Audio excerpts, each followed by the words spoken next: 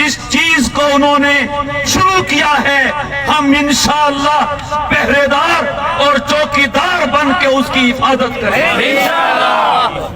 وہ ان کی جماعت ہو، ان کی اکیڈمی ہو، ان کا دفتر ہو، یا ان کا خاتم النبیین ہارٹ سینٹر ہو۔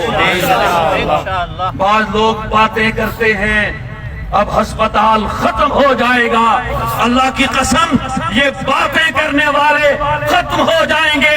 یہ خاتم النبیین علیہ السلام کے نام کا ہسپتال ہے، قیامت تک واقع ہے۔ جن حضرات نے اس کو بنایا، اب تک چلایا، انشاءاللہ وہی چلاتے رہیں گے۔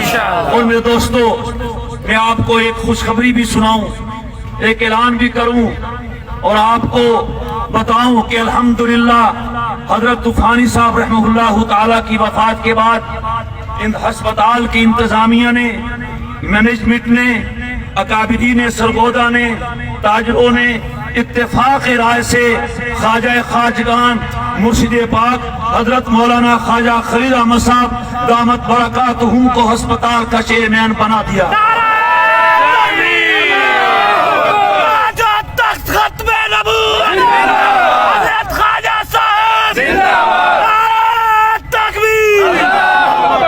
اور میں یہ سمجھتا ہوں ہسپتال کی خوش بختی کے لیے یہ فیصلہ بہت اہم ہے، اور انشاءاللہ حضرت اس میں توجہ فرمائیں گے اور یہ ہسپتال پوری آب و تاب کے ساتھ، روانی کے ساتھ پہلے سے اچھے انداز میں کام کرے گا۔ آپ کو یاد ہوگا میں نے طوفانی صاحب کے جنازے پہ ایک جملہ کہا تھا، انشاءاللہ یہ کام پہلے سے اچھا ہوگا۔ طوفانی صاحب جو کام ہمارے ذمہ لگا کر گئے ہیں انشاءاللہ وہ پہلے سے اچھا ہوگا۔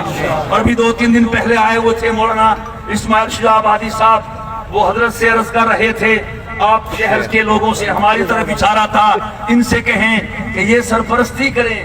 حضرت نے فرمایا سرپرستی کیا ہوتی ہے، یہ ان کا کام ہے، پہلے بھی کر رہے ہیں، آئندہ بھی کریں گے۔